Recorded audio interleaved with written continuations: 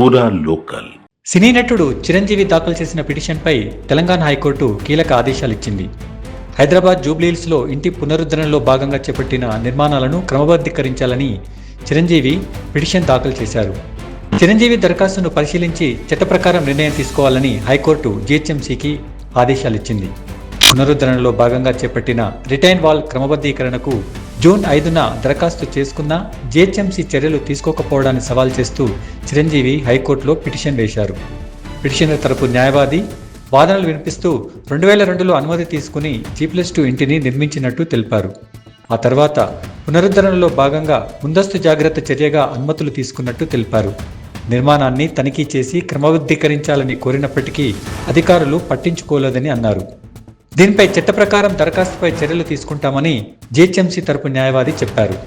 వాదనలు విన్న తర్వాత న్యాయమూర్తి పిటిషనర్ దరఖాస్తుపై చట్ట ప్రకారం ఉత్తర్వులు జారీ చేయాలని జీహెచ్ఎంసీని ఆదేశించారు.